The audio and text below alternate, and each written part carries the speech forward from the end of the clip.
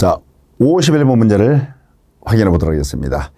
토지를 점유할 수 있는 권리, 점유할 수 있는 물건을 모두 고른 것, 이렇게 문제가 출제됐네요. 자, 그러면 지금 51문제는 점유를 수반하는 물건과 채권 한번 구별해봐라, 이런 얘기가 똑같습니다. 자, 그러면 보기에 전세권, 지상권, 저당권, 임차권 이렇게 나와 있습니다. 그러면 전세권, 지상권, 저당권은 물건이지만 임차권은 채권이죠. 그럼 일단은 임차권은 제껴버려야 됩니다. 임차권은 답이 될 수가 없겠죠. 그러면 전세권, 지상권, 저당권이 있는데, 자, 전세권과 지상권은요, 부동산을 객체로 하고 있죠. 그러면 토지를 객체로 할 수 있습니다. 점유를 수반하는 물건 맞죠. 반면에 저당권은 점유를 수반하지 않는 게 특징이죠. 그래서 이 51번에서 요구되는 답은 전세권과 지상권을 한 2번이 정답이 되겠습니다.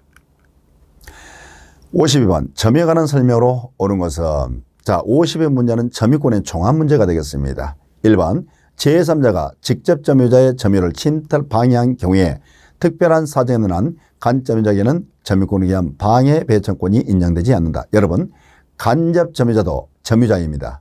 따라서 간접점유자도 점유자이기 때문에 간접점유자도 점유보증권이 인정되는 거죠. 그래서 직접 점유가 지금 방해를 받고 있다면 간접 점유자도 이 방해 배제 청구할 수가 있는 겁니다. 2번 취득시 요건인 점유에는 간접점유는 포함되지 않는다. 여러분, 우리가 점유 취득시효에서는 꼭 직접 점유가 아니라 무슨 점유에서도 간접 점유에서도 우리가 취득시효할 수가 있는 겁니다. 3번 소유권을 취득시효를 주장하는 점유자는 특별한 사정을 한 자신의 점유가 자주점유를 입증할 해당함을 증명해야 된다. 여러분, 우리 민법 190조 1항을 보면 점유자는 소유 의사로 선의, 평원공연의 점유를 추정하고 있죠. 그러면 점유자는 자주점유 추정되는 겁니다. 자, 추정받는 자는 입증 책임이 없기 때문에 점유자 스스로가 자주점유임을 입증할 책임은 없는 겁니다. 4번 질문입니다. 선의 점유자가 본권에 관한 소에서 패소하면 그 소가 제기된 때로부터 패소가 확정된 때부터 악의 점유자로 본다. 자, 4번 질문은 190조 2항입니다.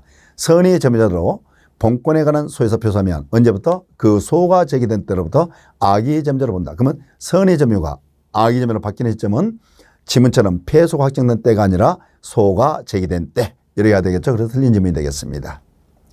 5번 양도인이 등기부상 명의인과 동일이면 그 명의를 의심할 만한 특별한 사정이 없는 한 그 부동산을 양수하여 인도받은 자는 과실 없는 점유자에 해당한다. 자, 5번 질문 이런 소리입니다. 지금 매도인과 등기명의인 동일하다는 겁니다. 매도인이 갑입니다. 이때 등기명의인도 갑입니다. 그럼 매도인과 등기명의인 동일하죠. 그러면 이때 매수인의 점유는 무과실 점유로 한다는 겁니다. 지금 5번 질문이 그 뜻이에요.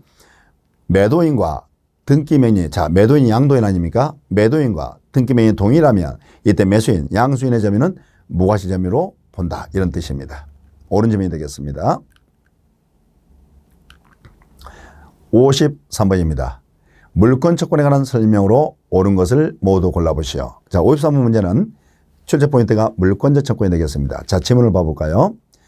지상권을 설정한 토지 소유자는 그 토지 일부의 불법 점유자에 대하여 소유권에 의한 방해 배제를 청구할 수 없다. 여러분, 지상권을 설정했다고 해서 토지 소유권 자체가 소멸되는 게 아니지 않습니까? 그래서 이 불법 점유자에게 지상권자는 지상권에 있처럼 물권 채권을 행사할 수 있을 거고, 소유자는요, 토지 소유자는 소유권에 의한 물권 채권을 행사할 수 있는 겁니다. 그래서 불법 점유자에게 소유권에 의한 방해 제거 청구를 할 수가 있습니다.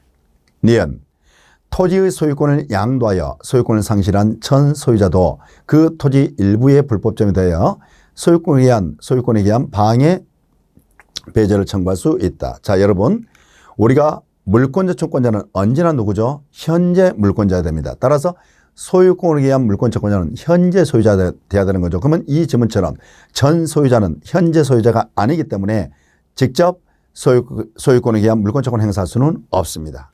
그래서 틀린 질문이 되겠습니다. 디귿 소유자는 자신의 소유권을 방해할 염려 있는 행위를 하는 자에 대하여 그 방해나 예방이나 손해배상 담보를 청구할 수 있다. 자, 디귿 지문은 우리 민법 214조죠. 소유물 방해 예방 청구입니다. 자, 우리가 소유물 반환 청구, 소유물 방해 제거 청구는 반환 및 제거 및이죠. 그렇지만 예방만큼 예방 또는 손해배상 담보를 청구할 수 있다. 그러면 지문에 보면 예방이나, 이게 이나란 말이 또는이 되겠죠. 그래서 맞는 질문이 되겠습니다. 54번입니다. 점유자와 해복자 관계에 관한 설명으로 옳은 것은, 자, 54번 문제는 점유자와 해복자 관계를 문제 출제했네요. 1번, 악의 점유자가 그 점유물의 과실을 수취하여 소비했다면 특별한 사정이 있는 한 그 점유자는 그 과실 대가를 보상하라. 이렇게 되어 있네요. 자, 우리 민법 201조를 보면 선의 점유자는 과실 취득할 수 있죠. 반면에 악의 점유자는 과실 취득할 수가 없습니다. 따라서 악의 점유자는 취득한 과실이 있다면 반환할 의무가 있겠죠. 근데 악의 점유자가 과실을 소비해 버렸습니다. 또는 과실로 잘못으로 인해서 과실을 취득하지 못하게 됐다면 그 과대가를 보상하라. 그러면 1번 질문에 보면 소비했단 말 나오죠. 그럼 악의 점유자는 과실 소비해 버렸어. 그러면 대가 보상해야 되겠죠. 2번, 은비에 의한 점유자는 점유물의 과실을 수취할 권리가 있다. 여러분 202조 3항을 보면 201조 3항을 보면 폭력 또는 은비에 의한 점유자도 악의 점유자와 마찬가지로 다뤄진다는 것은 은비에 의한 점유자도 악의 점유처럼 여취득한 과실을 반환할 의무가 있는 겁니다. 그래서 수취할 권리가 없게 되겠죠. 3번, 점유물의 점유가 점유자 책임있는 사유로 멸실된 경우에 선의의 자주 점유자는 특별한 사정이 있는 한 그 멸실로 인한 손해의 전부에 배상할 책임이 있다. 자, 3번 질문은 이겁니다. 점유자 책임 문제입니다. 자, 선의 플러스 자주 점유자라면 이익이 현존한데서 배상 책임을 져야 되죠. 반면에 선의 점유자를 들어 타주라면 또는 악의 점유자는 자주 타주 불문하고 손해 전부를 배상해야 되겠죠. 그러면 지금 3번 질문에 보면 선의의 자주라고 되어 있죠. 그러면 이익이 현존한데서 현존이익만 배상 책임을 지게 되는 겁니다. 근데 손해 전부라고 했으니까 틀린 말이 되겠죠. 4번, 점유자는 특별한 사정이 있는 한 해복자가 점유물의 반환을 청구하기 전에도 점유물의 반환 없이 그 해복자에게 유익배상안 청구할 수 있다. 자, 4번 질문 이겁니다. 점유자는 해복자의 비용상환 청구할 수 있지 않습니까? 이때 요 비용상환 청구 시기는 언제입니까? 점유물의 반환 청구를 받거나 또는 점유물을 반환할 때 비용상환 청구할 수 있는 겁니다. 그러면 4번 질문 보면 지금 반환 청구를 받지 않았죠. 근데 반환 없이 비용 유익배상안 청구할 수 없다라고 해야 되겠죠. 우리가 비용상환 청구 시기는 점유물의 반환 청구를 받거나 아니면 점유물을 반환할 때 요 비용상환 청구할 수가 있게 됩니다. 5번, 악의 점유자는 특별한 사정이 없는 한 점유물에 지출한 통상 필요비 상환을 청구할 수 있다. 여러분, 점유자의 비용상환 청구권이 있죠. 이것은 선의 점유자뿐만 아니라 악의 점유자도 비용상환 청구권이 인정되는 겁니다. 따라서 악의 점유자도 이처럼 필요비 상환 청구할 수 있다. 이렇게 정리하시면 되겠죠. 55번입니다. 민법상 상린강에 관한 설명으로 옳은 것은, 지금 이건 상린강에 관한 문제가 되겠습니다. 자, 기억. 토지 주변에 소음이 사회통념상 수인 한도를 넘지 않는 경우에도 그 토지 소유자는 소유권에 기하여 소음 피해의 제거를 청구할 수 있다. 자, 이 질문은 틀렸습니다. 자, 거기 질문을 보면 수인 한도를 넘지 않는 경우라 되어 있죠. 그러면 이런 거죠. 이웃 토지 거주자는 소음이 이웃 토지 통상 용도에 적당한 것일 때라면 이때는 이걸 수인할 의무, 인용할 의무가 있는 겁니다. 그러면 수인 한도를 넘지 않았다면 이걸 인용할 의무가 있기 때문에 이때는 소음 피해 제거를 청구할 수는 없는 겁니다. 니은, 우물을 파는 경우에 경계로부터 2m 이상 거리를 둬야 하지만 당사에 다른 특약이 있다면 그 특약이 우선한다. 자, 니은 제문은 무슨 뜻이냐면 우리가 상린강에 관한 민법 규정은 강행 규정이나 임의 규정입니다. 따라서 당사 별도의 특약을 했다면 그 특약이 요 규정에 우선한다. 이런 뜻이 되겠죠. 임의 규정이기 때문에 그렇습니다. 디귿, 토지 소유자가 부담하는 자연 요소의 승수 의무에는, 자, 자연적으로 흐르는 물이라는 소리입니다. 적극적으로 그 자연 요소에 소통을 유지할 의무까지 포함된다. 그렇지 않습니다. 지금 물이 흘러가죠. 그러면 이것을 흘러가는 막지 못하는 겁니다. 이런 소극적 의무만 있는 것이지 이걸 적극적으로 흘러가게끔 만들어줄 의무까지는 없습니다. 그래서 소극적 의무만 존재하는 것이지 적극적 의무까지는 없게 되겠죠. 그래서 틀린 질문이 되겠습니다. 56번, 소유권 취득에 관한 설명으로 옳은 것은, 자, 56번 문제는 우리가 소유권 취득 보면 무증서문자, 요점에서부터 매점을 하기 위한 부와 보나 가공이 있죠. 그리고 취득시효, 이에 관한 문제가 되겠습니다. 1번 지문부터 보겠습니다. 저당권 실행을 위한 경매 절차에서 매수인이 된 자가 매각부동산의 소유권을 취득하기 위해서는 이전 등기를 완료해야 된다. 여러분, 1번 연의 키워드는 경매가 되겠습니다. 자, 경매는 우리 민법 180조 규정이 있는 거죠. 따라서 뭐 하지 않아도 등기하지 않아도 매각권을 완납한 순간 소유권 취득하는 겁니다. 그런데 지문에 등기를 해야만, 그러니까 틀렸겠죠. 2번 무주의 부동산이라고 되어 있습니다. 여러분, 무주물 선점은 선점의 대상은 동산만이 되는 겁니다. 따라서 무주의 부동산은 구유가 되는 겁니다. 그래서 무주의 부동산은 선점을 한 자가, 이 점유자가 소유권 취득할 수는 없습니다. 3번 점유 취득시에 따른 부동산 소유권 취득의 효력은 시효 취득자가 이전 등기를 한 이후부터 발생한다. 자, 3번 지문에 이렇게 이해하시면 되겠죠. 우리가 취득시를 완성합니다. 요건을 다 갖췄습니다. 요건을 다 갖췄다고 해서 바로 소유권 취득하는 것이 아니라 뭐함으로써? 등기함으로써 소유권 취득한다. 이렇게 여러분들이 이해하시고 그냥 넘어가시면 되겠습니다. 4번 질문입니다. 타인의 토지에 발견한 매장물입니다. 여러분, 요 매장물입니다. 그러면 누가 소유권 취득하느냐? 원칙은 발견자입니다. 그런데 요 4번 질문처럼 타인의 토지라고 분명히 되어 있죠. 그러면 타인의 토지에 발견한 매장물이라면 발견자와 토지소유자가 절반씩 취득하는 겁니다. 5번 타주 점유자가 자신이 점유하는 부동산에 대한 소유권을 시효 취득할 수 없다. 여러분, 우리가 취득시효에서 소유권 취득하려면 반드시 자주점이어야 됩니다. 그러면 5번 지문에 타주점유자라고 해놨죠. 그러면 취득시효 인정이 안 됩니다. 57번입니다. 민법상 공동소유에 관한 설명으로 옳은 것은, 자, 57번은 공동소유 종합 문제가 되겠습니다. 1번 공유자끼리 그 지분을 교환하는 것은 지분권의 처분이므로 이를 위해서는 교환 당사자가 아닌 다른 공유자의 동의가 필요하다. 자, 1번 질문 이거죠. 자, 우리가 공유관계에서는 서로가 인적 결합이었기 때문에 지분 처분의 자유가 있는 겁니다. 그래서 지분을 처분할 때 다른 공유자 동의가 필요 없습니다. 따라서 동의를 해야 된다니까 틀렸겠죠. 2번 질문입니다. 부동산 공유자 중 일부가 자신의 공유 지분을 포기한 경우에 등기를 하지 않아도 공유 지분 포기에 따른 물권 변동의 효력이 발생한다. 자, 2번 질문은 키워드가 포기입니다.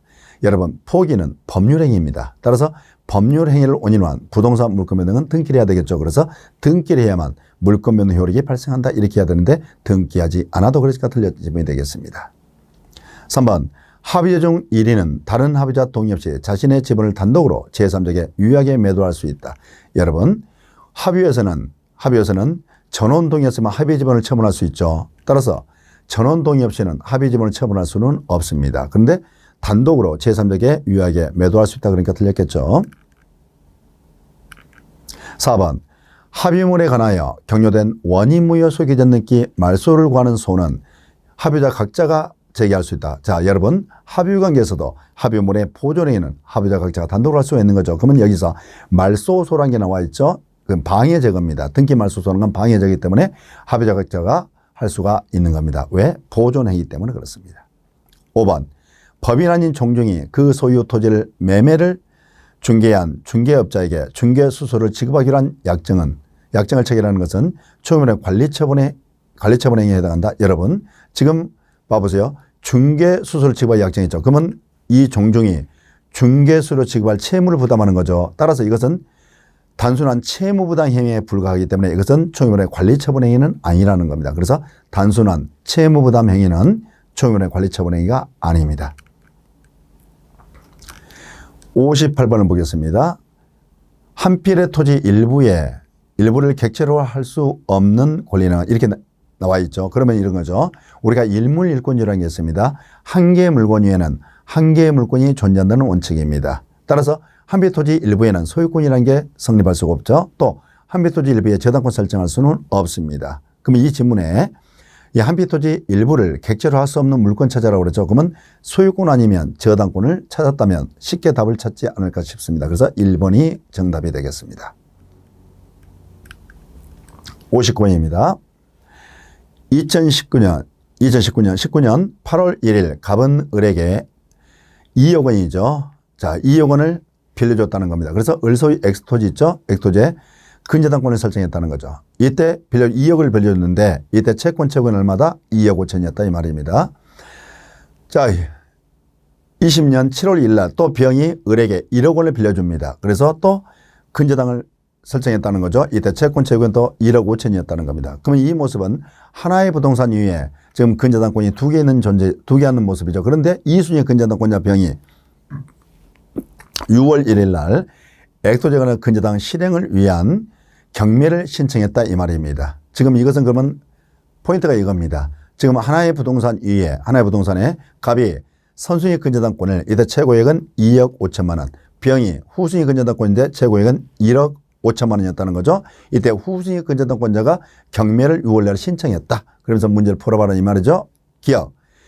자, 22년 6월 1일 갑의 근저당권의 피담원 채권액은 확정되지 않는다. 여러분, 후순위 근저당권자가 경매를 신청해 매각이 되면 이때 선순위 근저당권자의 피담원 확정 시기는 경매 신청 시가 아니라 매각 때 완납 시가 되니까 6월 1일 날 신청했죠. 이때 확정되지는 않습니다.